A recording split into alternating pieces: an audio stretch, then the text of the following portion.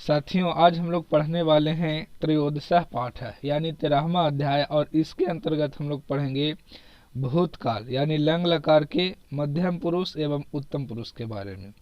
मध्यम पुरुष जिससे हम कुछ कह रहे हैं और उत्तम पुरुष स्वयं जो कुछ कह रहा हो।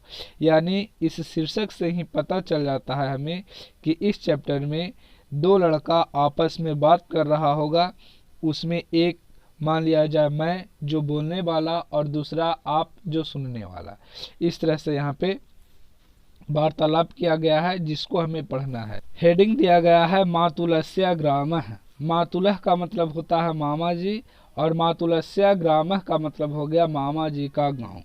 तो यहाँ एक साथी है ज्ञानेश और दूसरा प्रभाकर। यही दोनों साथियों के बीच जो वार्तालाप हुई है उसको हमें पढ़ना है और समझना है। ज्ञानेश है जो पूछता है प्रभाकर त्वम ग्रीष्मावकाशे कुत्र आगच्छः। प्रभाकर तुम गर्मी की छुट्टी में कहाँ गए थे। तब प्रभाकर है जो जवाब देता है अहम मम अम्बया अनुजेन च सह मातुलस्य ग्रामम आगच्छम। यानी मैं अपने माँ और छोटे भाई, अनुज का मतलब होता है छोटा भाई, मैं अपने माँ और छोटे भाई के साथ मामा जी के गांव गए थे। ज्ञानेशा, फिर ज्ञानेश पूछता है तत्र यूयम किम किम अकुरुत। वहां तुम लोगों ने क्या क्या किया। तब प्रभाकर जवाब देता है तस्मिन् ग्रामे वयम नारिकेलस्य जलम अपीवाम आम्राणि आखादाम तडागे अस्नाम शोभनासु वाटिकासु अभ्रमाम। प्रभाकर कहता है कि तस्मिन् ग्रामे वयम नारिकेलस्य जलम अपीवाम, उस गांव में हम लोगों ने नारियल का जल पिया। आप लोग देखे होंगे डाब वगैरह पीते, उसमें नारियल का जल होता है, लोग वो पीते हैं। उसी के बारे में कह रहा है। आगे कह रहा है आम्रानी आखादाम, आम खाए, तड़ागे स्नाम, तालाब में स्नान किया, शोभनासु वाटिकासु अभ्रमाम, इतना ही नहीं और सुंदर सुंदर बगीचों में घूमा। तब ज्ञानेश फिर पूछता है तत्र यूयम नवीनम किमपि अपश्यत। वहां तुम लोगों ने नया भी कुछ देखा, यानी क्या वहां तुम लोगों ने कुछ नया भी देखा। तब प्रभाकर है जो उसका जवाब देता है अहम पूर्वम समुद्रम न अपश्यम, मैंने पहले समुद्र नहीं देखा था। मातुलस्य ग्रामात् किंचित दूरम वयम आगच्छाम, मामा जी के गांव से कुछ दूर हम लोग गए।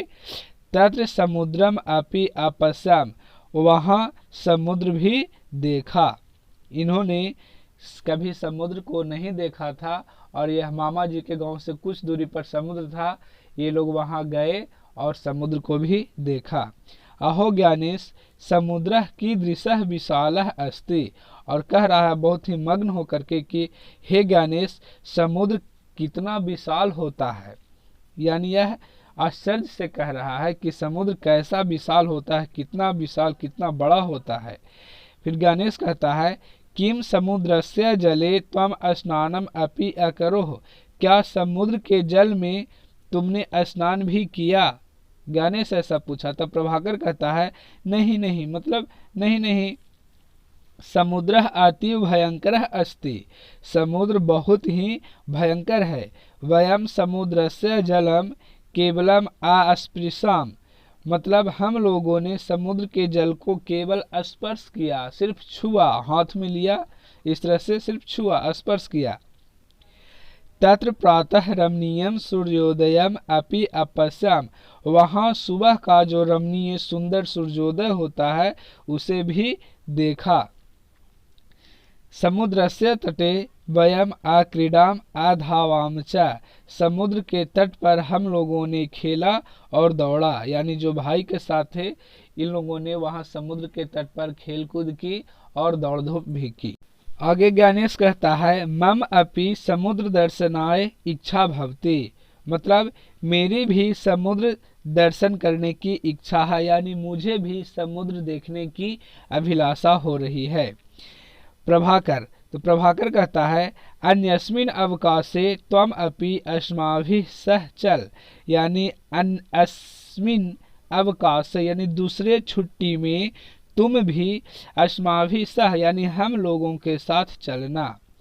जब ज्ञानेश कहता है कि मुझे भी समुद्र को देखने की इच्छा हो रही है, तब प्रभाकर जवाब देता है कि दूसरे छुट्टी में तुम भी हम लोगों के साथ चलना और वहाँ जो हमने मस्ती की है वो तुम भी करना। तो साथियों, इस प्रकार से यह चैप्टर आपका संपन्न हुआ। अगर यह वीडियो आपको अच्छा लगे तो अपने साथियों के साथ शेयर करें, लाइक करें और चैनल पे नए हैं तो सब्सक्राइब करें। So wish you all the best. Thank you. That's all. For more videos, subscribe my YouTube channel Harsh Narayan Pandey.